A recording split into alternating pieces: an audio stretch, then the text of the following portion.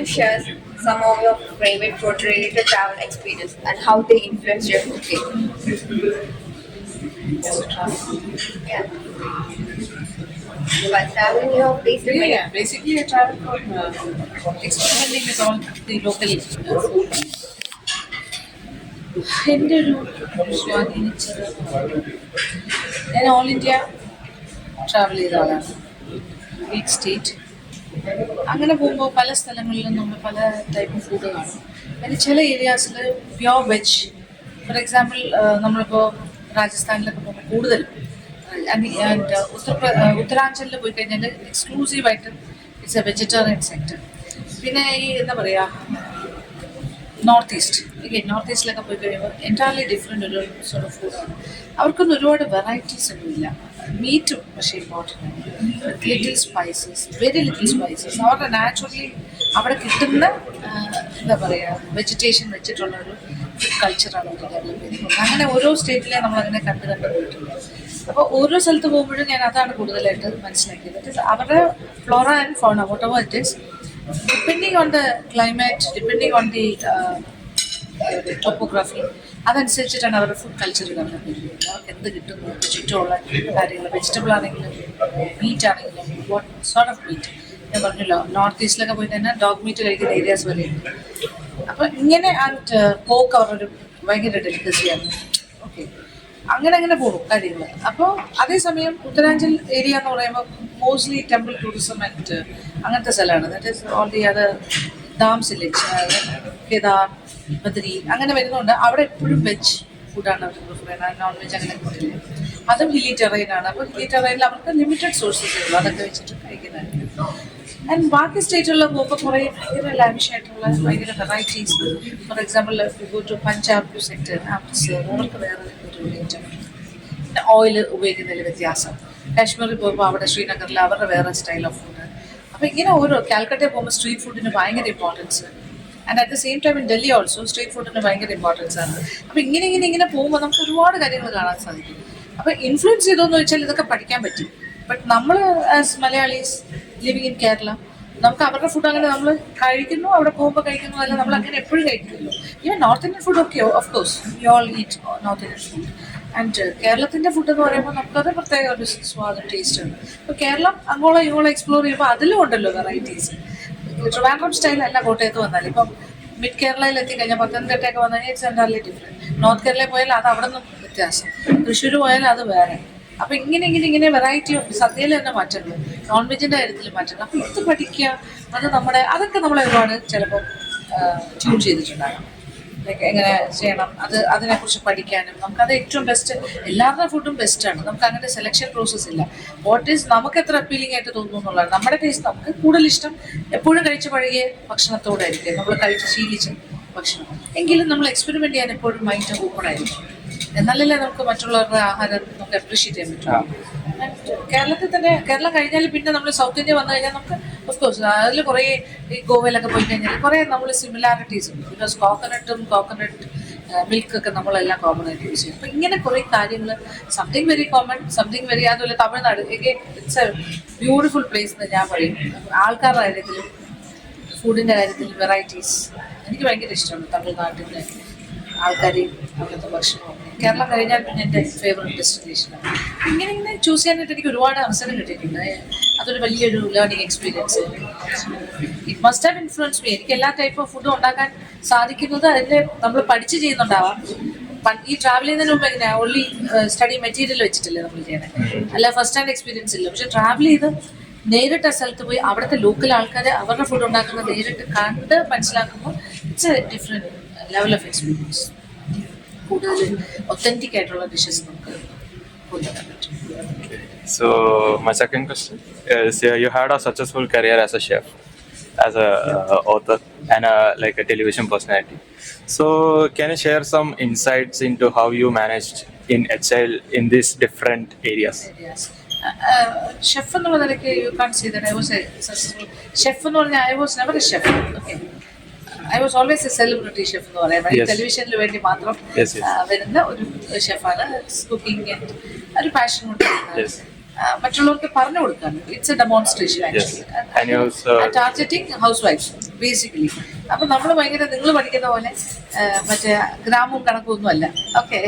ma'am, you also did a magic oven show. Yeah, So other like we television. also like Yes. from childhood we have seen you like inspiration ആയിട്ടുണ്ടാവണമെങ്കിൽ അത് വലിയ സന്തോഷമാണ്. കാര്യം ഞാൻ ചെയ്യുന്ന shows കുട്ടികളോ അമ്മമാരും ഒക്കെ ഇരുന്നല്ലേ കാണുന്നത്. അപ്പൊ ചിലർക്കെങ്കിലും കുക്കിങ്ങിനോടൊരു പാഷൻ ഡെവലപ്പ് ചെയ്യാൻ അത് ഒരു പക്ഷേ സഹായിച്ചിട്ടുണ്ടാകാം, അറിയില്ല. ബട്ട് അതൊരു ലേണിംഗ് എക്സ്പീരിയൻസ് ആയിട്ടാണ് ഞാൻ പറയുന്നത്. അപ്പം ഞാൻ ഡെമോ ചെയ്യുന്നത് ടെലിവിഷനിലാണെങ്കിലും പിന്നെ എനിക്ക് ഇതിലൊരു first hand experience as A chef എന്ന് പറയാനാണെങ്കിൽ എനിക്കൊരു കേറ്ററിംഗ് ബിസിനസ് റൺ ചെയ്തിട്ടുണ്ട് for the past 30 years. Okay, അത് സക്സസ്ഫുള്ളി റണ്ണിങ്. പിന്നെ എല്ലാ ദിവസവും ഷെഫ് അങ്ങനത്തെ ഒരു ഭയങ്കര ബിസി ആയിട്ടുള്ള ഒരു കേറ്ററിംഗ് യൂണിറ്റ് അല്ല. ഞാൻ സെലക്റ്റീവായിട്ട് വളരെ ചൂസ് ചെയ്ത് എനിക്ക് കിട്ടുന്ന നല്ല വർക്കുകൾ മാത്രം എൻ്റെ ടൈം അഡ്ജസ്റ്റ് ചെയ്ത് ചെയ്യും. തുടക്കത്തിലൊക്കെ ഞാൻ ഒരുപാട് ചെയ്തിട്ടുണ്ടായിരുന്നു. പക്ഷെ ഇപ്പോൾ ഞാൻ കുറച്ചുകൂടെയൊക്കെ കൺട്രോൾഡാണ്. കാര്യം because I have so many other commitments. അതുകൊണ്ട് ഞാൻ കുറച്ച് 1000 മേളിലോ അങ്ങനെയൊക്കെ ഉള്ള വലിയ കല്യാണങ്ങൾ ചെയ്യുന്നു. ആൻഡ് സ്മോൾ പാർട്ടീസ് ആണെങ്കിലും മിനിമം 100 എന്നൊക്കെ വെച്ചിട്ട് ചെയ്യുന്നു. അതിൽ എനിക്കൊരു ടീം ഓഫ് ഷെഫ്മാരുണ്ട്, ഹെൽപ്പ് ചെയ്യാൻ എക്സ്പേർട്സ് ഉണ്ട്. അത് ഒരു പാർട്ടി, ഒരു വെഡിങ്, അങ്ങനത്തെ ഈവൻറ്റ്സ് ഒക്കെ കണ്ടക്ട് ചെയ്യുന്നില്ല. അത് ഞാൻ അങ്ങനെ നോക്കുമ്പോൾ അവിടെ ഒരു ഷെഫായിട്ട് ഞാൻ നിൽക്കുന്നു. അതർവൈസ് ഞാൻ ഒരു ടെലിവിഷനിൽ വരുന്നത് പിന്നെ ബുക്സ് ഓർഡർ ചെയ്തിട്ടുണ്ട്. അത് എൻ്റെ തന്നെ റെസിപ്പീസ് എല്ലാം നമ്മൾ കമ്പൈൽ ചെയ്തിട്ട് ചെയ്തു. അങ്ങനെ പിന്നെ എന്താ പറയുക, ജഡ്ജിങ് കോമ്പറ്റീഷൻസ് ജഡ്ജി, അതെനിക്ക് കുറേ എക്സ്പീരിയൻസ് ഉണ്ട്. അത് ഇന്ത്യയിൽ മാത്രമല്ല, ഈവൻ ഔട്ട്സൈഡ്. അതെൻ്റെ ഒരു മെയിൻ ഏരിയ ഓഫ് സ്പെഷ്യലൈസേഷൻ ആണെന്ന് പറയാം. ഞാൻ ടേസ്റ്റ് ചെയ്യാനാണ് കുറച്ചുകൂടി എനിക്ക് ഇഷ്ടം. ഭയങ്കര ഒരു ഈറ്റിംഗ് സ്വഭാവം ഇതിൽ കാണുമ്പോൾ നിങ്ങൾ നോക്കുമ്പോൾ ഞാൻ എല്ലാ ഹോട്ടൽസിലൊക്കെ പോയിരുന്ന് കഴിക്കുന്നു. ബട്ട് ആക്ച്വലി പറഞ്ഞാൽ ഞാൻ ഫുള്ളൊന്നും കഴിക്കാറില്ല. ഞാൻ എല്ലാം ചെറിയ ടേസ്റ്റ് ചെയ്യുള്ളൂ. പക്ഷേ ടേസ്റ്റിങ്ങാണ് എനിക്കിഷ്ടം. എനിക്കെല്ലാം ഒന്ന് ടേസ്റ്റ് ചെയ്യുന്നത് ഇഷ്ടമാണ്. അല്ലാതെ അത് ഇത്രയും ടേസ്റ്റ് ചെയ്യുമ്പോൾ തന്നെ വരുന്നത്. അല്ലാതെ ഐ നോട്ട് ഭയങ്കര ഫുഡിയാണോ എന്ന് വെച്ചാൽ അങ്ങനെ പറയാൻ പറ്റില്ല. വേറെ നിറച്ച് കഴിക്കുന്ന ഒരാളൊന്നുമല്ല. പക്ഷെ എല്ലാം ടേസ്റ്റ് ചെയ്താൽ എനിക്ക് ഇഷ്ടമാണ് എല്ലാ ice cream. And as you have said, you have all you asked one more എങ്ങനെ ഇതിൽ adjust how do you juggle between all this stuff അല്ലേ? അത് ബേസിക്കലി ടൈം മാനേജ്മെന്റ് ആണ്. ഓക്കെ, നമ്മൾ എന്ത് കാര്യം ചെയ്യണമെങ്കിലും ഒന്ന് നമുക്കൊരു പാഷൻ ഉണ്ടാകും. ഒരാൾ പറഞ്ഞ് ചെയ്യിച്ചാൽ നമുക്ക് ഒരിക്കലും നമുക്ക് ആ ടൈം മാനേജ്മെന്റ് കിട്ടില്ല. കാര്യം നമുക്ക് തന്നെ തോന്നി ചെയ്യണം. ഓക്കെ, ഇപ്പൊ എന്നെ അച്ഛനും അമ്മയും പറഞ്ഞു you do this, you do that, അങ്ങനെയൊക്കെ പറഞ്ഞാൽ ഞാൻ ചെയ്യില്ല. കുഴപ്പമൊക്കെ നടക്കും അല്ലേ? എങ്ങനെയെങ്കിലും ചെയ്യാതിരിക്കാനുള്ള എക്സ്ക്യൂസ് ഉണ്ടാകും. പക്ഷെ ഇത് ഞാൻ എനിക്ക് വേണ്ടി എടുക്കുന്ന ഒരു എഫേർട്ടാണ്. എന്നോട് ആരും പറഞ്ഞിട്ട് ചെയ്യുന്നില്ല. Nobody is interested, only I M interested. അപ്പോൾ എൻ്റെ ഇൻട്രസ്റ്റ് അനുസരിച്ച് എനിക്ക് അവിടെ പോയി എനിക്ക് ഇന്ന കാര്യങ്ങൾ എനിക്ക് ഷൂട്ട് ചെയ്യണം. I have A schedule. എനിക്ക് മാസത്തിൽ 4 എപ്പിസോഡ് കൊടുക്കണം. പിന്നെ ഇപ്പം എൻ്റെ വ്ളോഗ്സ് ഉണ്ട്. വ്ളോഗ് എനിക്ക് 2 ചാനലുണ്ട്. അതിൽ ഒരു ചാനലിൽ ആഴ്ചയിൽ 3 മറ്റേ ചാനലിൽ ആഴ്ചയിൽ 4 എപ്പിസോഡ്. അപ്പോൾ എനിക്ക് 7 വീഡിയോസ് എനിക്ക് എല്ലാ ആഴ്ചയിലും അത് വേണം. ചാനലിന് വേണ്ടിയിട്ട് ഒരു വീഡിയോ വേണം. അപ്പോൾ ഇതെൻ്റെ കമ്മിറ്റ്മെൻ്റ് ആണ്. ആൻഡ് അനദർ തിങ് ഇസ് പിന്നെ അപ്പോൾ ഇതിനൊക്കെ ട്രാവൽ ചെയ്യണം. സെക്കൻഡ് ചാനലിൽ ട്രാവലും ഫുഡ് എക്സ്പ്ലോറിങ് ആണ്. അപ്പോൾ ഏതെങ്കിലും റെസ്റ്റോറൻറ്റ്സ് പോകണം, കുഞ്ഞു ഹോട്ടൽസ് പോകണം, അല്ലെങ്കിൽ ഏതെങ്കിലും സ്ഥലം പോകണം, ആ സ്ഥലം എക്സ്പ്ലോർ ചെയ്യണം. ഓക്കെ, അതിന് കിച്ചണൊക്കെ യാത്ര. പിന്നെ വീട്ടിൽ നിന്ന് കുക്ക് ചെയ്യണം. ചില ഫാമിലി വ്ളോഗ്സ് ഉണ്ട്, ചിലതൊക്കെ പേഴ്സണൽ വ്ളോഗ്സ് ആണ്. ബ്യൂട്ടി ടിപ്സ് കൊടുക്കുന്നുണ്ട്, മോട്ടിവേഷണൽ വീഡിയോസ് ചെയ്യുന്നുണ്ട്. അപ്പം ഇതിനെല്ലാത്തിനും ഞാൻ സമയം കണ്ടെത്തുക എന്നുള്ളത് എൻ്റെ ആവശ്യമാണ്. അപ്പോൾ that means I have to manage my time. എൻ്റെ ഫാമിലിക്ക് ഒരു ടൈം വേണമല്ലോ, ഇത് മാത്രമല്ലല്ലോ ലൈഫ്. ഓക്കെ, അത് വേണം. പിന്നെ എനിക്ക് എൻ്റെതായ ഒരു സെൽഫ് കെയർ വേണം. അതെ, എൻ്റെ കാര്യങ്ങളും ഞാൻ നോക്കണം. അത് വളരെ പ്രധാനമാണ്. അപ്പോൾ ഹെൽത്തും നമ്മൾ ശ്രദ്ധിക്കണം. അങ്ങനെ എല്ലാത്തിനും പ്രയോറിറ്റൈസ് ചെയ്തിട്ട് എങ്ങനെ നമുക്ക് 24 മണിക്കൂറുണ്ട്. അതിൽ നമ്മൾ സാധാരണഗതിയിൽ 8 hours ഉറങ്ങണം എന്നാണ് പറയുന്നത്. 6 to 8 hours. Okay, fine. അതിൽ 8 മണിക്കൂറൊന്നും ഒരു പക്ഷേ നമുക്ക് ഈ ഒരു ഷെഡ്യൂളിൽ ഉറങ്ങാൻ പറ്റില്ല. But at least you have to sleep for 6 hours. But I sleep for maybe 4 to 5 hours. ബാക്കി എല്ലാ സമയവും ഞാൻ മാർക്ക് ചെയ്ത് കൊടുത്തിട്ടുണ്ട്. കാര്യം എഡിറ്റിംഗ് വർക്ക് ഉണ്ട്, എഡിറ്റേഴ്സ് ഉണ്ട്. But still I have to supervise. ഞാനും കൂടി ഇരുന്നാണ് ഫൈനലൊക്കെ ചെയ്യുന്നത്. അതുകൊണ്ട് ഇത് content creation is not a simple thing. Have to do that. ഇതെല്ലാം വർക്കാണ്. പിന്നെ നമുക്ക് അത്യാവശ്യം ഷോപ്പിംഗ്, അത് ഇത് വീട്ടുകാരെ റെസ്റ്റ് കുറവാണ്. അതൊക്കെ മാറ്റി വെച്ചിട്ട് നമ്മുടെ കാര്യങ്ങൾ ഇങ്ങനെ ചെയ്യുന്നു. പക്ഷേ ആ റെസ്റ്റ് ഞാൻ ആഗ്രഹിക്കുന്നില്ല. കാര്യം ഞാൻ എൻ്റെ വർക്കിനെ ഒരു പാഷനായിട്ട് കാണുന്നുണ്ട്. എനിക്കതൊരു ഹോളിഡേ പോലെയാണ്. ഇപ്പോൾ ഞാൻ ട്രാവൽ ചെയ്യുമ്പോൾ I feel like I M travelling. അപ്പോൾ ഞാൻ ഒരു ജോലി ട്രിപ്പ് പോകുന്ന പോലെ ഒരു എക്സ്കർഷന് പോകണമല്ലോ, അല്ലാതെ ഒരു ജോലിക്ക് വേണ്ടി പോകണ പോലെ എനിക്ക് തോന്നാറില്ല. That's the crux of the thing. അതുകൊണ്ട് what I do, I enjoy doing it. That's why I don't feel ഒരു ഭയങ്കര മടുപ്പ് അല്ലെങ്കിൽ എന്തിനും ചെയ്യുന്നത് എന്ത് കഷ്ടകാലം എന്നൊന്നും പറയുന്നില്ല. എനിക്ക് എത്രത്തോളം ചെയ്യാൻ പറ്റുമോ അത്രത്തോളം ചെയ്യണമെന്ന് ഞാൻ ആഗ്രഹിക്കും. ഞാൻ എന്നും പ്രാർത്ഥിക്കും, ദൈവമേ ചെയ്യാനുള്ള ആരോഗ്യം തരണേ, അല്ലെങ്കിൽ ഇതൊക്കെ നടക്കണേ. ഈ വിചാരിക്കുന്ന കാര്യത്തിൽ നിന്ന് അത് തന്നെയാണ് എൻ്റെ പ്ലാൻ. സോ വി ക്യാൻ, നമുക്കൊരു പാഷനും നമുക്കൊരു പ്ലാനിങ്ങും ഉണ്ടെങ്കിൽ anybody can do lot of things at the same time. And ma'am, as you have said, you have authored several cookbooks. So can you share some of the challenges and rewarding of writing and publishing cooking books? Books എൻ്റെ tried out റെസിപ്പീസിൻ്റെയാണ്. I have 4 books, 4 മലയാളത്തിൽ തന്നെയാണ്. അതിന് പ്രത്യേകിച്ചൊരു effort വേണ്ടി വന്നില്ല. കാര്യം just പെന്നിങ് it out, അത്രേ ഉള്ളൂ. റഫ് കോപ്പി ഉണ്ടാക്കുക, അതൊന്ന് ഫെയർ ആക്കുക, ടൈപ്പ് ചെയ്ത് കൊടുക്കുക എന്നുള്ളതാണ്. ബാക്കി പബ്ലിഷേഴ്സ് ചെയ്യും. പിന്നെ തിരിച്ചു തരുമ്പോൾ നമ്മൾ അതിൻ്റെ ഇത് പ്രൂഫൊക്കെ നോക്കി കൊടുക്കുന്നത്. That is technical things. അത് റെസിപ്പീസ് ഓൾറെഡി ദർ. ഞാൻ അതൊക്കെ ട്രൈഡ് ഔട്ട് റെസിപ്പീസ് ഓൾറെഡി കാണിച്ച റെസിപ്പീസാണ്. പക്ഷേ അതിൻ്റെ ഒരു അഡ്വാൻറ്റേജ് എന്ന് വെച്ചാൽ അതൊരു ഡോക്യുമെന്റേഷനാണ്. എന്നും അതിങ്ങനെ ഉണ്ടാവും. ബാക്കി കാര്യങ്ങളൊക്കെ വന്നു പോകും. പക്ഷെ ബുക്സ് ആർ ഓൾവേസ് ദർ. അത് ഇനി വരുന്ന ജനറേഷന് വായിക്കാൻ പറ്റും. ഒരു പോയിന്റ് ഓഫ് റെഫറൻസ് ആയിട്ട് എടുക്കാം. ഈവൻ ഞാൻ എൻ്റെ ബുക്ക് എടുത്ത് വെച്ച് റെഫർ ചെയ്താൽ ചെയ്തത്. ഞാൻ എഴുതി വെച്ചിരിക്കുന്ന ഡയറി എന്തെങ്കിലും ചിലപ്പോൾ നമ്മൾ ഇവിടെ ബുക്ക് ഇവിടെ ഞാൻ അന്ന് ചെയ്ത റെസിപ്പി അങ്ങനെ ആലോചിച്ചാൽ നമ്മൾ പോയി എടുക്കാം. അപ്പോൾ എനിക്കതൊരു ഉപകാരമാണ് ബുക്കായിട്ടിരിക്കുന്നത്. ഓക്കെ, അപ്പോൾ അത് ഒരു നല്ല കാര്യമാണ്. ആൻഡ് ഇപ്പം ഞാൻ ചെയ്തുകൊണ്ടിരിക്കുന്ന വർക്ക് എന്ന് പറയുന്നത്, now I am going to bring out a book regarding flavours of India. ഞാൻ ചെയ്താണ് ഞാൻ പറഞ്ഞില്ലേ ഇപ്പോൾ ഓൾ ഓവർ ഇന്ത്യ. അത് ഞാൻ പുസ്തകമാക്കുന്നുണ്ട്. My experiences well travelling. അത് ഒരു ബുക്ക് കംപ്ലീറ്റ്ലി മൈ എക്സ്പീരിയൻസ് ആയിരിക്കും. അതിൽ ഫുഡിനെ കുറിച്ചൊക്കെ ജസ്റ്റ് പാസിങ്ങിൽ പറഞ്ഞു പോകുള്ളൂ. ദാറ്റ് ഇസ് റെസിപ്പി ഡീറ്റെയിലിംഗ് ഒന്നും ഉണ്ടാവില്ല. പോയ സ്ഥലത്ത് കഴിച്ച ഭക്ഷണം എന്താണ്, അങ്ങനത്തെ കാര്യങ്ങൾ. അതൊരു പേഴ്സണൽ എക്സ്പീരിയൻസ്. പക്ഷേ അതിൽ നിന്ന് തന്നെ അത് വോളിയം 1 ആയിരിക്കും. അത് it will be voluminous work. Because ഞാനൊരു 13 വർഷം ട്രാവൽ ചെയ്ത ആളാണ്. ഒരു 1300 എപ്പിസോഡ് ചെയ്തിട്ടുണ്ട്. അപ്പോൾ അതെല്ലാം കൂടി ഒരു ബുക്കിൽ ഒരിക്കലും നമുക്ക് ഇന്ത്യയെ കൊണ്ടുവരാൻ പറ്റില്ല. അതുകൊണ്ട് 2-3 വോളിയം ഉണ്ടാവും. അതിൽ ചിലപ്പോൾ ഒരു book exclusively for all the food of each state ആയിരിക്കും ഞാൻ കണ്ട ഭക്ഷണത്തിന്. അതൊരു വലിയ വർക്കാണ് ഇപ്പോൾ നടന്നുകൊണ്ടിരിക്കുന്നത്. ഞാനത് ചെയ്തുകൊണ്ടിരിക്കാൻ എന്നെ ഹെൽപ്പ് ചെയ്യാനായിട്ട് ആൾക്കാരെ വെച്ചിട്ടുണ്ട്. ഇത് ഒറ്റയ്ക്ക് ചെയ്യാൻ പറ്റുന്ന കാര്യമില്ല. So that is again happy. So any challenges you have faced while challenges ഇത്രേ ഉള്ളൂ. ഇത് ഓൺലി തിങ് ഈസ് പബ്ലിഷറിനൊക്കെ കിട്ടിക്കഴിഞ്ഞാൽ ദർ ഇസ് നോ ചാലഞ്ച്. പബ്ലിഷറൊക്കെ വന്നു. ബിക്കോസ് ബൈ ദ ടൈം നമ്മൾ പോപ്പുലർ ആയതുകൊണ്ട് പബ്ലിഷർ വന്നു. ഇനിഷ്യൽ സ്റ്റേജിൽ ചെന്ന ഒരു പബ്ലിഷറിൻ്റെ അടുത്ത് എൻ്റെ ബുക്ക് പബ്ലിഷ് ചെയ്യുമെന്ന് വെച്ചാൽ തരില്ല. But once you got a name then it's okay, fine. ഞാൻ DC ബുക്സായിട്ട് സംസാരിക്കും. അവർ വേണമെങ്കിൽ ഇങ്ങോട്ട് വന്ന് നമുക്ക് ഓഫർ തരും. അങ്ങനെയുണ്ട്. അങ്ങനെ വരുന്നുണ്ട്. അത് it's not a challenge for a person who is already established എന്നുള്ള ഒരു സാലറിയിൽ വരും. ആദ്യമേ നമുക്ക് കിട്ടില്ല. നമ്മൾ അത്രയും ഹാർഡ് വർക്ക് ചെയ്ത് ആ ഒരു പൊസിഷനിൽ എത്തിക്കഴിഞ്ഞാൽ it's easy to publish it. So ma'am, my fourth question is you known for commitment to the sustainability and promoting the local ingredients. Yes. So can you talk about why this is important to you and how you incorporate these values That is because into your cooking? See, basically നമ്മളെല്ലാവരും നമ്മുടെ നാടിനെ സ്നേഹിക്കുന്നവരാണ്. നമ്മൾ കഴിച്ച് ശീലിച്ചവരുടെ ethnic food തന്നെയാണ്. ശരിക്കും പറഞ്ഞാൽ it's A very healthy food. പണ്ടത്തെ കാലത്തുള്ളവർക്ക് ആർക്കും വലിയ പ്രശ്നങ്ങളൊന്നുമില്ല. ഹെൽത്തി ഫുഡാണ്. ഇപ്പം നമ്മുടെ സെഡൻറ്ററി ലൈഫ് സ്റ്റൈൽ കൊണ്ടാണ് നമ്മൾ ഈ ഹെൽത്തി ഫുഡ് തന്നെ കുറച്ച് മോശമായിട്ടുള്ള രീതിയിൽ നമ്മൾ കഴിക്കുന്നത്. നമ്മൾ തനി നാടിൽ നമ്മുടെ വീട്ടിൽ നമ്മൾ പണ്ട് കഴിച്ചുകൊണ്ടിരുന്ന ഭക്ഷണം 3 നേരം കഴിക്കുകയാണെങ്കിൽ ഒരു കുഴപ്പമില്ല. നമ്മുടെ ചുറ്റുമുള്ള വെജിറ്റേഷൻ വെച്ചാൽ നമ്മൾ പണ്ടൊക്കെ ആണെങ്കിൽ ഒരുപാട് ഫൈബർ അടങ്ങിയ ഭക്ഷണം കഴിക്കും. നമുക്ക് തൊടിയിലോട്ട് ഇറങ്ങിയാൽ കിട്ടുന്ന കാര്യങ്ങളാണ്. വാഴയാണെങ്കിലും വാഴയുടെ പ്രോഡക്ട്സ് എല്ലാം വാഴയ്ക്ക everything is good for health. അതൊക്കെ തന്നെയല്ലേ ഉള്ളൂ. അപ്പോൾ എല്ലാവരും ഇപ്പോൾ ഇംഗ്ലീഷ് വെജിറ്റബിൾസ് വന്ന് നമുക്കില്ലല്ലോ. പിന്നെ പയറ്, മുതിര, അങ്ങനത്തെ കാര്യങ്ങൾ, കൃഷി വിഭവം, മാങ്ങ, ചക്ക, അങ്ങനത്തെ കാര്യങ്ങൾ ഇതെല്ലാം നമ്മുടെ ഫുഡിൻ്റെ പാർട്ടാക്കി കഴിഞ്ഞാൽ നോ ഹാം. പിന്നെ ഓയിലൊക്കെ മിനിമം അല്ലേ നമ്മളൊക്കെ ഉപയോഗിക്കുള്ളൂ. ഈ കോക്കനട്ട് ഓയിലിനെതിരായിട്ടൊക്കെ വലിയൊരു അത് മൾട്ടിനാഷണൽസിന്റെ കളിയാകാമെന്ന് തോന്നുന്നു. കാര്യം പണ്ടില്ലാത്ത പ്രശ്നം എന്താണ് കോക്കനട്ട് ഓയിലിന്. അപ്പം എല്ലാത്തിൻ്റെ ഒരു മിനിമലൈസ്ഡ് കാര്യങ്ങളേ ഉള്ളൂ. നമ്മൾ ഏത് കാര്യം എക്സ്ട്രീമായിട്ട് ചെയ്താലും ദോഷം തന്നെയാണ്. പക്ഷെ എല്ലാ ആവശ്യത്തിന് ചെയ്താൽ എല്ലാം ഈസ് ഗുഡ്. നമ്മുടെ ക്ലൈമറ്റും നമ്മുടെ ടോപ്പോഗ്രാഫി അനുസരിച്ച് നമ്മുടെ സ്ട്രക്ചറിങ് അനുസരിച്ച് നമ്മുടെ നാട്ടിലുണ്ടാകുന്ന കാര്യങ്ങൾ കഴിച്ചാൽ നമുക്കൊരു കുഴപ്പമില്ല.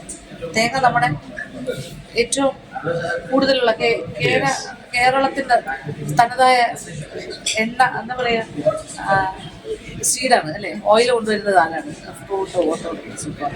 അപ്പം കോക്കനട്ട് ഓയിൽ, കോക്കനട്ട് മിൽക്ക്. പിന്നെ നമ്മൾ കോസ്റ്റലാണ് നമ്മുടെ ഫിഷ്, നമുക്ക് പാഡി കൾട്ടിവേഷൻ ഉണ്ട്, നമ്മുടെ ചമ്പാവരി ചോറ്, that is unpolished. Not polished white rice. ഇതൊക്കെ തന്നെയാണ് നമ്മുടെ ഭക്ഷണം. അപ്പം നമ്മുടെ നാട്ടിൽ നമ്മൾ പണ്ടൊക്കെ പശുവിനെയൊക്കെ വളർത്തും. പശു, ആട്, പോത്ത്, എരുമ എല്ലാം കാര്യം അതിൻ്റെ പാല് നമ്മൾ തന്നെ അവിടെ ഒഴിച്ചിട്ട് അതിനൊന്നും പ്രശ്നമില്ലല്ലോ. നമ്മുടെ എല്ലാ കാര്യങ്ങളും നമ്മുടെ അപ്പം അത് ഞാൻ ഫോക്കസ് ചെയ്യുന്നുണ്ട്. എൻ്റെ ഇഷ്ടം അതാണ്. എനിക്കതാണ് ഏറ്റവും ഇഷ്ടം. എനിക്ക് കുറച്ച് തൈരും ചമ്മന്തി മാങ്ങാക്കറിയെ കൊണ്ട് I am happy with it. എനിക്ക് വേറെ ഒരു കാര്യം വേണമെന്നില്ല. എനിക്ക് പച്ച ഏത്തക്ക തോരൻ ഇഷ്ടമാണ്, വൻപയർ തോരൻ ഇഷ്ടമാണ്. എനിക്ക് അങ്ങനത്തെ കാര്യങ്ങളാണ് ഇഷ്ടം. ഈവൻ അവിയലായില്ല തോരൻ, അങ്ങനെ കിച്ചടി വെച്ചടി, അത് തന്നെയാണ് എൻ്റെ ഇഷ്ടം. ഞാനിപ്പോൾ കഴിഞ്ഞ ഒരാഴ്ചയായിട്ട് വെജിറ്റേറിയനാണ് കഴിച്ചുകൊണ്ടിരിക്കുന്നത്. മീൻ വാങ്ങിച്ചിട്ടില്ല, കുറേ ദിവസം വാങ്ങാൻ പോകാനൊന്നും സമയം കിട്ടിയില്ല. പക്ഷെ ഞാൻ മിസ് ചെയ്തില്ല, അതാണ് സത്യം. ഞാൻ ഇന്നലെ പറയുകയില്ല, ഞാനിപ്പോൾ വെജിറ്റേറിയൻ ആണല്ലേ കുറച്ച് ദിവസമായിട്ട്, ഞാനിങ്ങനെ പറഞ്ഞുകൊണ്ട് നടക്കാൻ. പക്ഷെ ഐ ഡിഡ് മിസ് ഇറ്റ്. കഴിക്കുമ്പോൾ എനിക്ക് തൈര് കിട്ടിയാൽ മതി, അധികം പുളിയില്ലാത്ത തൈര്. അപ്പം നമുക്ക് ചെറിയ ചെറിയ പ്രിഫറൻസസ്, അധികം പുളിയില്ലാത്ത തൈര്, അങ്ങനത്തെ കാര്യങ്ങൾ. എനിക്ക് ഒരുപാട് സ്പൈസി ഫുഡ് ഇഷ്ടമല്ല. ഒരു മിഡ് റേഞ്ചാണ് എൻ്റെ. ഒരുപാട് തുടങ്ങിയ നടക്കുന്നതൊക്കെ ഇഷ്ടം. കഴിച്ചാൽ സമാധാനത്തിൽ കഴിക്കണം, എന്നാലേ നമുക്ക് ടേസ്റ്റ് അറിയാൻ പറ്റുള്ളൂ. ഫയറി ഫുഡിൽ പോയി കഴിഞ്ഞാൽ ആ ഇൻഗ്രീഡിയൻസിൻ്റെയോ ആ ഫുഡിൻ്റെ ടേസ്റ്റ് നമുക്ക് അറിയാൻ പറ്റില്ല. എരിവ് കൊണ്ടുപോകും എല്ലാ കാര്യങ്ങളും. സോ അതൊക്കെ ഒരു ബാലൻസിൽ കൊണ്ടുപോയാൽ ഓക്കെ. അപ്പം നമ്മൾ ഈ ആവശ്യമില്ലാത്ത കാര്യങ്ങൾ ഒരുപാട് വറുത്തതും പൊരിച്ചതും അങ്ങനെ കഴിക്കാണ്ട് എല്ലാത്തിനും ഒരു ബാലൻസ്. It's okay, fine. അതുകൊണ്ടാണ് ഞാൻ ethnic food is always good.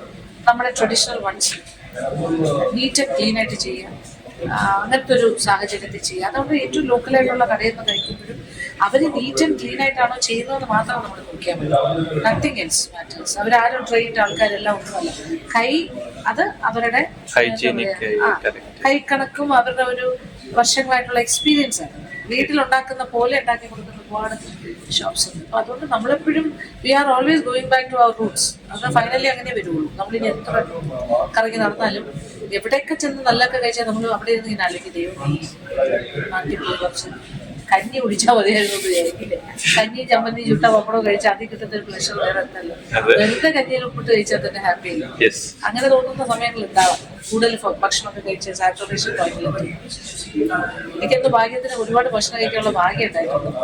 കഴിക്കാത്ത കുഴപ്പമില്ല, കിട്ടുന്നു, അതൊരു ഭാഗ്യമാണ്, പറയാൻ പറ്റുള്ളൂ. And when looking back on your career, what you are most proud of and what do you hope to achieve in your future? കരിയറിൽ നോക്കുമ്പോൾ പ്രൗഡ് എന്ന് പറയാനായിട്ട് എനിക്ക് രണ്ട് കാര്യങ്ങൾ എനിക്ക് ഒന്നിച്ച് കൊണ്ടുപോകാൻ പറ്റിയെന്നുള്ളതാണ്. One thing I feel happy about. എൻ്റെ കരിയർ ലോ ആയിരുന്നു പഠിച്ചത്. ഏതാണ്ട് ഒരു 30 വർഷം ഞാൻ ആ ഫീൽഡിൽ തന്നെ ടീച്ചിങ് ആയിട്ട് നിന്നു. Simultaneously take off my passion also, cooking എന്നുള്ളത്. അത് ഏതാണ്ട് ഒരു എനിക്ക് തോന്നുന്നു 30 വയസ്സുകൊണ്ട് ഞാൻ കുക്കിങ്ങിലേക്ക് ഡൈവേഴ്സിറ്റി ചെയ്തു. ഏർലി 30s 30 വയസ്സ് തന്നെ പറയാം. ഞാൻ കേറ്ററിംഗ് സ്റ്റാർട്ട് ചെയ്തു. അത് വിത്തിൻ 2-3 ഇയേഴ്സ് ഞാൻ മാജിക് വേൾഡ് സ്റ്റാർട്ട് ചെയ്തു. എനിക്ക് 32 വയസ്സായപ്പോൾ മാജിക് വേൾഡ്. അതിപ്പോൾ കറക്റ്റ് പറഞ്ഞാൽ 26 വർഷം ആകുന്നു ഓൾമോസ്റ്റ് മാജിക് വേൾഡ് തുടങ്ങി. സ്പൈറലിയിലാണ് പോകുന്നത്. അത് തുടങ്ങിയ സമയത്ത് ഞാനുണ്ട്. സോ ഐ തിങ്ക് 32-ലാണ് ഞാൻ. Now I M 58. അപ്പം ഞാൻ 32-ൽ സ്റ്റാർട്ട് ചെയ്തു മാജിക് അവൻ. 30-ൽ എൻ്റെ കേറ്ററിംഗ് ബിസിനസ് സ്റ്റാർട്ട് ചെയ്തു. അപ്പം അത് ഞാൻ 23-ാമത്തെ വയസ്സിൽ കോളേജിൽ പഠിപ്പിച്ചു തുടങ്ങിയാണ്. എനിക്ക് 23 വയസ്സുള്ള I was guest lecturer part-time because I was studying for my PG. LLM പഠിച്ചുകൊണ്ടിരുന്നപ്പോൾ തന്നെ ഞാൻ ലോയ്ക്ക് പ്രീ-ലോ ക്ലാസ്സസ് എടുക്കാറുണ്ട്. I was in post graduate in history. അപ്പോൾ ഞങ്ങൾക്ക് ഹിസ്റ്ററി ക്ലാസ്സസ് ഉണ്ടായിരുന്നു ഞങ്ങൾ പ്രീ-ലോയിൽ. അപ്പോൾ ഞാൻ ഇന്ത്യൻ ഹിസ്റ്ററി എടുക്കാൻ പോകും. ആഴ്ചയിൽ ഒരു 3-4 ക്ലാസ് ഉണ്ട്. Plus I was doing PG also LLM. അപ്പോൾ എനിക്ക് 23 വയസ്സ് തൊട്ട് ഞാൻ പഠിപ്പിക്കുന്നുണ്ട്. I was making money ചെറിയ രീതിയിൽ, സ്വന്തമായിട്ട് ശമ്പളമൊക്കെ കിട്ടി തുടങ്ങി. അപ്പോൾ എൻ്റെ കല്യാണം 22-ാമത്തെ വയസ്സിൽ. 23 വയസ്സായപ്പോൾ എനിക്കൊരു ഫസ്റ്റ് എൻ്റെ കുഞ്ഞ് ജനിച്ചു. കുഞ്ഞ് ജനിച്ചിട്ടാണ് ഞാൻ പഠിപ്പിക്കാൻ പോയി തുടങ്ങിയത്. അപ്പോൾ എൻ്റെ ആദ്യത്തെ ജോലി അവിടെ തുടങ്ങി. ഓക്കെ, എൻ്റെ വൈഫ്ലി ഡ്യൂട്ടി തുടങ്ങി. And as A mother I started off at the same time. പക്ഷേ എന്നെ ഹെൽപ്പ് ചെയ്യാൻ എൻ്റെ മദർ ആൻഡ് എൻ്റെ മദർ ലോ ഉണ്ടായിരുന്നു. എൻ്റെ ബാക്കി പഠിത്തത്തിനും ഒക്കെ കുഞ്ഞുങ്ങളെ ഒന്ന് ഏൽപ്പിച്ചിട്ട് അങ്ങോട്ട് പോകാനാണെങ്കിലും ഒക്കെ അതായിട്ട് വെരി സപ്പോർട്ടിങ്. പിന്നെ അങ്ങോട്ട് പോകുന്നവരും എന്താ പറയുക. പിന്നെ എൻ്റെ LLM കഴിഞ്ഞിട്ടാണ് ഞാൻ പെർമനൻറ്റ് ലെക്ചററായിട്ടുണ്ട്. അത് മേ ബി ആഫ്റ്റർ 3 ഇയേഴ്സ്. ഒരു 25-26 വയസ്സായപ്പോൾ ഞാൻ കോളേജിൽ ലെക്ചറായി ഒഫീഷ്യലി ജോയിൻ ചെയ്തു പാർട്ട് ടൈം കഴിഞ്ഞിട്ട്. അതിൻ്റെ സമയത്ത് ഞാൻ കുക്കിംഗ് വെളിയിലോട്ട് പോയി തുടങ്ങിയിട്ടില്ല. 30-ലാണ് I started my catering business. അവിടെ തൊട്ടാണ് പിന്നെ എൻ്റെ ഒരു ടേക്ക് ഓഫ് ആകുന്നത്. അപ്പം മറ്റതും ഉണ്ട് ഇതും ഉണ്ട്, രണ്ടും കൂടെ പാരലലായിട്ട് കൊണ്ടുപോകാൻ പറ്റും. അതൊരു വലിയ ഭാഗ്യമായിട്ടേ വിചാരിക്കാൻ പറ്റുള്ളൂ. കുറേ നാളൊക്കെ സീക്രട്ട് സർവീസ് ആയിട്ട് കൊണ്ടുനടന്നു. അച്ഛനെ ഒളിച്ചിട്ടാണ് നടന്നത്. കാര്യം അത് എൻ്റെ ഫാദറിന് ഇതൊന്നും ഇഷ്ടമല്ലായിരുന്നു. Only my professional thing, not my passion. പക്ഷെ ഒരു ഏകദേശം ഒരു 10 വർഷത്തോളം ഞാൻ ഒളിവിൽ നടത്തിയെന്ന് എനിക്ക് തോന്നുന്നു. അറിഞ്ഞു വന്നപ്പോൾ പിന്നെ പ്രശ്നങ്ങളായി. എങ്കിലും ഞാനത് ഫൈറ്റ് ചെയ്ത് നിന്നു എന്ന് പറയാൻ പറ്റുള്ളൂ. അങ്ങനെ അത് കൊണ്ടുപോയി. അതിപ്പോഴും കേറ്ററിംഗ് ചെയ്യുന്നുണ്ട്. ആൻഡ് എന്താ പറയുക, കൈരളി സ്റ്റാർട്ട് ഓഫ് ചെയ്തു, അതിപ്പോഴും കണ്ടിന്യൂ ചെയ്തു. ഫ്ലേവേഴ്സ് പിന്നെ 13 വർഷം ചെയ്തു. പിന്നെ കൊറോണ വന്നപ്പോൾ അത് സ്റ്റോപ്പ് ചെയ്തു. അപ്പോഴത്തേക്ക് എനിക്ക് യൂട്യൂബ് ചാനൽ 2 ചാനൽ. ഒന്നിൽ ഞാൻ കുക്കിംഗ് ചെയ്തു, ഒന്നിൽ ഞാൻ പേഴ്സണൽ വ്ളോഗ്സ് ചെയ്യുന്നുണ്ട്. ആൻഡ് സെക്കൻഡിൽ പ്യുവർലി ട്രാവൽ ആൻഡ് എക്സ്പ്ലോറിംഗ്. പിന്നെ ആ ഫ്ലേവേഴ്സ് ഓഫ് ഇന്ത്യയുടെ പാറ്റേണിൽ തന്നെ അത് കൊണ്ടുപോകാനാണ് ഞാൻ ആഗ്രഹിക്കുന്നത്. അതുകൊണ്ട് എനിക്കൊന്നും നിർത്തേണ്ടി വന്നിട്ടില്ല. Still I M continuing with what ever I was doing. കുറച്ചുകൂടി ഇനിയും ചെയ്യണമെന്നുണ്ട്. തീരുന്നില്ല കേട്ടോ, ആഗ്രഹങ്ങൾ ഒക്കെയില്ല. എൻ്റെ ഇത്രയും യാത്ര ചെയ്ത് ഇത്രയും എന്നിട്ട് എനിക്ക് മതിയാവുന്നില്ല. എനിക്കിനി എല്ലാ സ്ഥലത്തും വീണ്ടും പോകണം, പോകാത്ത സ്ഥലങ്ങളിൽ പോകണം, പോയ സ്ഥലത്ത് പോകണം. എന്താ ചെയ്യാൻ ഭയങ്കര ഒരു ആവേശമാണ് അത് ആലോചിക്കുമ്പോൾ. ഇപ്പോഴത്തെ പ്രശ്നം എന്ന് വെച്ചാൽ നമുക്ക് തോന്നും മക്കളെല്ലാം കല്യാണം കഴിച്ചു സെറ്റിലായി കഴിഞ്ഞാൽ നമ്മളെല്ലാം ഫ്രീ ആയതല്ല. അടുത്ത ജനറേഷന് ഇപ്പോൾ ഗ്രാൻഡ് ചിൽഡ്രൻ വരുമ്പോൾ അവരെ നോക്കാനൊക്കെ സഹായിക്കണം, അവരുടെ കാര്യങ്ങൾ നമ്മൾ ചെയ്യാം. പിന്നെ അവരെ വിട്ടിട്ട് പോകാൻ നമുക്കൊരു മെൻ്റൽ ഭയങ്കര അറ്റാച്ച്മെന്റ് വരില്ല. അപ്പം അതിനെ കൂടി വെച്ചിട്ട് ഇപ്പം പണ്ട് കുഞ്ഞുങ്ങളുണ്ടായിരുന്നപ്പോൾ ചെയ്ത പോലെ തന്നെ ഗ്രാൻഡ് ചിൽഡ്രൻ ഉള്ളപ്പോഴും അതിനെ കൂടെ നോക്കിയിട്ട് ടൈം ഷെഡ്യൂൾ ചെയ്ത് പോകാതിരിക്കുന്നില്ല. Again I am going. But എനിക്കൊരു 100% ഫുൾ ട്രാവലർ ആവാൻ ഇപ്പോൾ പറ്റില്ല. Maybe after 1 or 2 years കൂടുതൽ കിടന്ന് കറങ്ങാൻ ആരോഗ്യം ചെയ്യണം. വലിയ പ്രശ്നങ്ങളൊന്നും ഇല്ല. പാസേജ് കുറേ പരിപാടികൾ മനസ്സിലുണ്ട്, ഒരുപാട്. പിന്നെ ഉണ്ട് കേറ്ററിംഗ് കോളേജ് തുടങ്ങാൻ plan, hotel management target I have future. So, ma'am, the final question, like as a celebrity chef, author, and a television personality, and an educator, so you worn many hats in the culinary world. So, can you share some tips for the aspiring chef, like who want to pursue a multifaceted career like yours? ഞാൻ whatever I talk to you ഇപ്പോൾ പറഞ്ഞത് തന്നെ നിങ്ങൾക്ക് ഏകദേശം ഒരു idea കിട്ടിയിട്ടുണ്ടാവും അല്ലേ? നിങ്ങൾക്ക് അതൊരു ഇൻസ്പയറിംഗ് ആയിട്ടുള്ള കാര്യങ്ങൾ തന്നെ ഞാൻ പറഞ്ഞുകൊണ്ടിരിക്കുന്നത്. ബിക്കോസ് നമുക്കൊരു പാഷൻ ഉണ്ടെങ്കിൽ നമുക്ക് ഏത് കാര്യം ചെയ്യാം. വേറൊരാൾ പറഞ്ഞാൽ നമുക്ക് ചെയ്യാൻ പറ്റില്ല, നമുക്ക് തോന്നി ചെയ്താലേ പറ്റും. It's only thing. ഞാൻ പറഞ്ഞത് it comes from within, not from outside force. Nothing happens. എൻ്റെ അച്ഛൻ പറഞ്ഞു പഠിക്കുന്നു പറഞ്ഞാൽ എല്ലാവരും പഠിപ്പിച്ചുകൊണ്ടിരുന്നു, എല്ലാം പഠിപ്പിച്ചു, PhD പഠിപ്പിച്ചു, അതൊക്കെ ചെയ്തു. അത് അച്ഛന് വേണ്ടി, not out of my passion for that profession, but it runs in our family. Law is in our family. എല്ലാവരും lawyers ആണ്, എല്ലാവരും. ഞങ്ങൾക്കൊരു നോളജ് ഉണ്ട് അങ്ങനെ. So I have to study. അപ്പോൾ എൻ്റെ ഒരു പാഷനായിട്ട് എന്നെ വിട്ടിരുന്നെങ്കിൽ എനിക്ക് ജേർണലിസ്റ്റ് ആവണം എന്നല്ല. That was my real passion. Food. Again, this was a passion. Food was there. പക്ഷേ ഒരു കരിയർ പെർസ്യൂ ചെയ്യണമെന്നുണ്ടെങ്കിൽ എനിക്കൊരു ജേർണലിസ്റ്റ് ആവണമെന്നായിരുന്നു. പക്ഷെ അതൊരു പാർട്ട് വേ അതിലായി എന്ന് പറയാം. ആസ് എ ആങ്കർ, ഇപ്പോൾ ടെലിവിഷനിൽ ഞാൻ ചെയ്യുന്ന പ്രോഗ്രാം എല്ലാം അതിൻ്റെ ഒരു അതർ സൈഡാണ്, റിഫ്ലക്ഷനാണ്. ഞാൻ ഒരു ന്യൂസ് റൈറ്ററായിട്ട് 1 വർഷം ചെയ്തിട്ടുണ്ട് ദൂരദർശനിൽ. അതൊരു സ്റ്റിന്റ് അങ്ങനെ ചെയ്തു. അത് കഴിഞ്ഞ് പിന്നെ അത് നിർത്തിച്ചു വീട്ടുകാരല്ല. മീൻ ആഫ്റ്റർ ദ മാരേജ് ആയിക്കൂടെ പേഴ്സ്യൂ കുഞ്ഞുങ്ങളതൊക്കെ. പക്ഷെ എങ്കിലും കറങ്ങി ഞാൻ വീണ്ടും അവിടെ എത്തിയില്ലേ. ഇപ്പോൾ കുക്കിംഗ് ഷോസാണ് ചെയ്യുന്നതെങ്കിലും ഐ എം ഡൂയിങ് ഇറ്റ് അല്ലേ. അപ്പോൾ ആസ് എ അത് ജേർണലിസത്തിൻ്റെ മറ്റൊരു രൂപമായിട്ട് വിചാരിക്കുക. എന്ന് വെച്ചാൽ ഒരു സ്ക്രീനിൽ വരുന്നു something, I am doing something at least. അപ്പം അത് നമ്മുടെ ഒരു പാഷൻ ഉണ്ടെങ്കിൽ നമുക്ക് എന്ത് ചെയ്യാം. അറ്റ് ദ സെയിം ടൈം 1, 2, 3 എത്ര പ്രൊഫഷൻ വേണമെങ്കിലും കൊണ്ടുപോകാം. വീട്ടുകാര്യങ്ങളും ചെയ്യാം. വീട്ടുകാര്യം ഉഴപ്പിയിട്ടൊന്നും ചെയ്യരുത്. അത് ഇമ്പോർട്ടൻറ്റ്. അതല്ലാതെ ചിലപ്പോൾ കരിയർ കിട്ടും, ചിലപ്പോൾ വീട് പൊളിയും. അതല്ല, you have to balance between both. ചില കൺസെഷൻ, ചില വിട്ടുവീഴ്ചകളൊക്കെ എല്ലാ കാര്യത്തിലും ചെയ്യേണ്ടി. It's not a big thing. Only thing is നമുക്ക് ആ ഫയർ ഉണ്ടാകണം. Nobody can force us to do anything. അത് അധികം നാൾ കിട്ടില്ല. നമുക്ക് തന്നെ ജെനുവിൻ ഇൻട്രസ്റ്റ് വന്നാലേ എല്ലാം കൂടി കിട്ടാൻ പറ്റും. അത്രേ ഉള്ളൂ. That's only advice I can give. Okay, ma'am. In your opinion, why girl students are not willing to be in this passion? Girls Yeah. ഗേൾസിന് ഈ പറഞ്ഞ പ്രശ്നങ്ങളൊക്കെ ഉണ്ട് ഒരുപാട്. It's A mail dominated field basically. സ്ത്രീകൾ കൂടുതൽ വീട്ടിനകത്തുള്ള മേഖലയിലാണ് കൂടുതൽ. കുക്കിംഗ് ആണെങ്കിലും എല്ലാം ഹോം ഗ്രൗണ്ടിൽ അവരാണ് ടോപ്പ് ചെയ്ത് പോകുന്നത്. പക്ഷേ ഒരു പ്രൊഫഷനിലേക്ക് വരുമ്പോൾ ഇപ്പോൾ കുറച്ച് പേരൊക്കെ വരുന്നുണ്ട്. ബട്ട് സ്റ്റിൽ ഒരു മെയിലാണ് കൂടുതൽ, മെയിൽ ഡോമിനേറ്റഡ് ഏരിയയാണ്. പിന്നെ വീട്ടുകാരൊന്നും അങ്ങനെ സപ്പോർട്ടീവ് ആയിരിക്കില്ലല്ലോ. കല്യാണം കഴിഞ്ഞാൽ ഈ പറഞ്ഞ ഫാമിലി കാര്യങ്ങൾ, ഈ വർക്ക് ആവശ്യപ്പെടുന്ന ഒരു കമ്മിറ്റ്മെന്റ് നിങ്ങൾക്ക് ചിലപ്പോൾ കൊടുക്കാൻ പറ്റില്ല 100%. That is why many people are not coming in. പക്ഷേ എന്തെങ്കിലുമൊക്കെ വ്യത്യാസങ്ങൾ വന്നു കഴിഞ്ഞാൽ ഒരുപാട് വർക്ക് ചെയ്യാൻ പറ്റും തോന്നുന്നു. In future may be more opportunities. So, ma'am, you've been a role model to everyone. So, like, thank you for having with us for the interview, ma'am. It was a great honor for both of us to take the interview with you, ma'am. Thank you.